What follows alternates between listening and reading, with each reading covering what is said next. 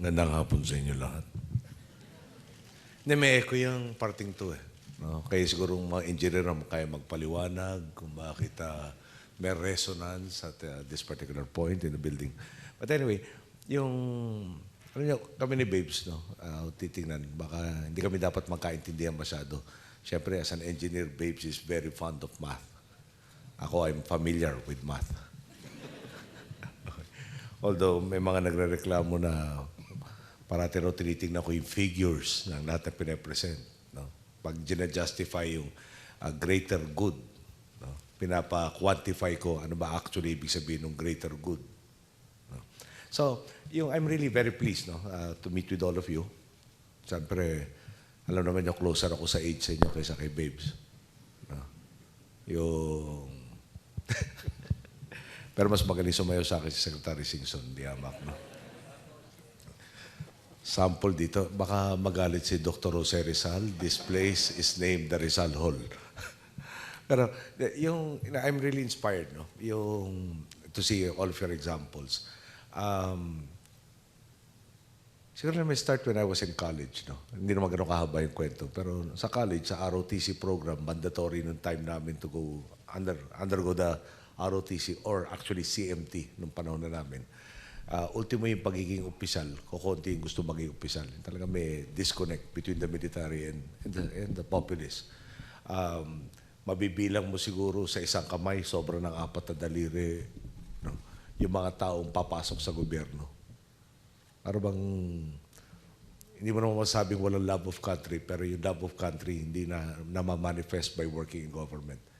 And in my team, no, a lot of majority of my speech writers are, JC, ilang taon kayo? Average, 25, 26? 26. By now, no? Which meant they were about 21, 20 when they started with me. Yung mga creatives, sa SONA, for instance, when we show you the graphs, the pictures, the videos, etc. Yung pagsama sa mga PowerPoint presentation, no? Galing rin sa generation nyo. And the people who have been working with me directly, they're coterminous, no? A lot of them are not in plantilla positions. There's no guarantee that the work they put in the past 6 years will be rewarded by at least in security of tenure.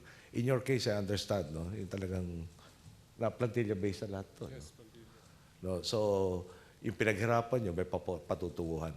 So, the point I'm really just trying to raise is, it's really heartwarming to see the youth really taking an active role in building this country, no? And putting their talents to the use of our countrymen, as opposed to, di ba, alam niyo, pag nakikita ko yung mga pamaking ko kasi, no?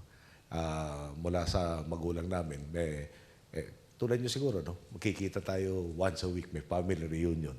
Sa nanay ko, nung buhay nanay ko, napaka-importante yun. Sunday lunch reserved, no? Kailangan matindi ang reason mo kung hindi ka mag-a-attend. So, tinutuloy namin yun, not as frequently. Baka every other week, minsan every third week, nakikita kami magkakapatid, mga pamangkin ko. Yung mga pamangkin ko, pag nagkikita, magkukumpul sila, labasan ng smartphone, labasan ng tablet, labasan ng laptop, tapos kanya-kanyang mundo. Tapos sabi ko, ito kaya mga magpipinsan na ito, nag-uusap at any point in time. So, di ba, yung sa generation namin kasi, basta nagkita kayo, kwentuhan, basta may dalang may gitara, kantahan, yung automatic na yun. Pero ito, no, once a week kayo magkikita, tapos para bang nagkatanguhan, tapos kanya-kanya ng mundo.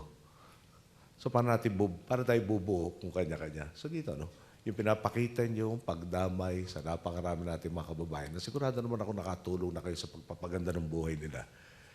Talaga nakakapuno ng puso ko na magandang patutunguhan ng bansa natin. Bigyan ko isang sample. No?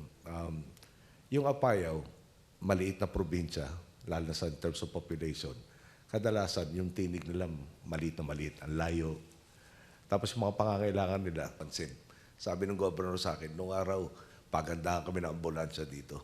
Sabi ko, pagandahan ng ambulansya, hindi ko magets.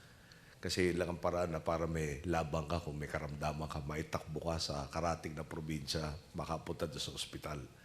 Sabi niya ngayon, dahil sa iyo, iba na sitwasyon, kami na ang referral hospital. At marami ng karsada na talagang, sabi nga ng isang tao, yung komunidad nila, walang karsada, dadaan ng gubat. Kung may sakit, tatawid sa gubat 2 araw. Kaya yung gubat ron nila, parang nagmistulang sementeryo na rin, di na umabot sa ospital. Yung mamimili nila ng pangangailangan nila, pupunta ng tindahan. Kung anong kayang bit-bitin ng 2 kamay nila, yun na yun.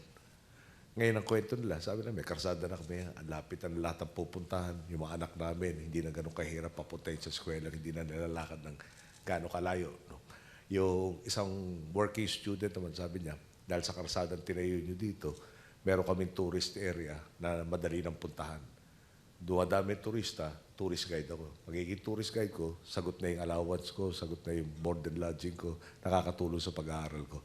And again, throughout the country, no, you, especially in the youth, no, are really shaping the future to something better than what we all found when we started.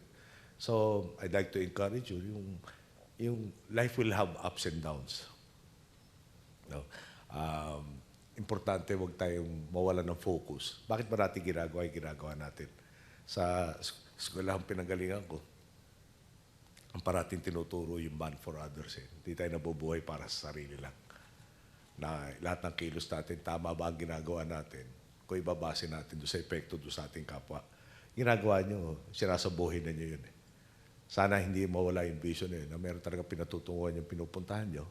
At talagang kung hindi maagaran matikman yung gantimpala sa tamang ginagawa nyo, ginagarantiya ko sa inyo, darating ang panahon no, na talagang madadaman yung buong buo. Tulad nung siguro pinagdaanan ko sa makulay na buhay namin. No, baka nakita niyo yung salita ko nung Independence Day. 12 years old ako, Marsado, tatay ko magiging Pangulo supposed to be no 73. Bigla naging number 1 na inaresto no Marsado. At parang yung buhay napaka-tenuous. Yeah. Dinala sa Port Magsaysay, hindi na sinabi sa amin kung nasan siya. Akala niya, doon ang katapusan niya. Tapos lahat nga nung pagsubok na dinaanan namin, parang hinanda ka lang doon sa susunod na mas mabigat, na kinaya mo rin. So tama yung sinasabi ng Diyos na wala ibibigay. Ay, paniwala natin, wala ibibigay ang Diyos sa'yo na hindi mo kaya. So, ulitin ko lang, no? Pagbata ka, di ba, yung idealism eh. No? Lahat kaya, lahat pagdali gawin. Kakaroon ko yung frustration. Yun ang buhay. Pag pwede natin let me say it in English now.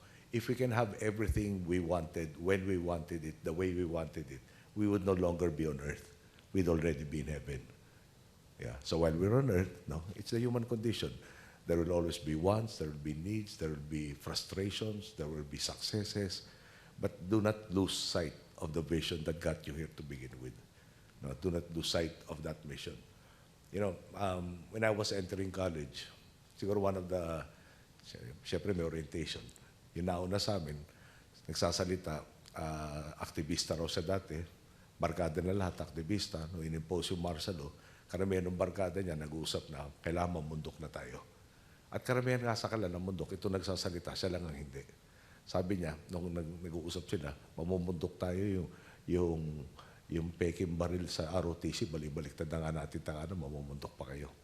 And what was sad, no, in his generation, the next time he saw all of his barkada was at each once week. He was the only one left alive. I entered college in 77 by that time. So, di ba, parang may dark period tayo ng martial law. We have to make sure that the system works for everybody, that everybody has a stake in the system. We improve our democracy, we make it valuable to everybody, then we move on, no? Advancing step by step. The more we are committed, the further the steps we can take. So again, you've taken a very, very good first step. We're glad that this country is able to afford you that dignified living, whereas previously it was always abroad where there was that promise. And this is just a stepping stone. No? There will be even better and better opportunities down the line. And I'm sure no good deed will ever go unrewarded. Okay. Now, baka meron kayong gustong malaman sa mga henerasyon na nakakatanda sa inyo. No? Baka may gusto kayong ibahagi sa atin. Yung kadalasan pag nakikinig tayo sa mga nakakatanda, akala ng lahat sa kanya tayo matututo. Pero actually, ang buhay, two-way street. No? Baka merong mga perspective kayo hindi na namin nag-gets. So pag nakausap namin kayo, naintindihan namin. at lalo tayong gumaganda ng dialogo. So please feel free, no? To ask any question. Siyempre, pera lang yung love life ko. No? Akin yun.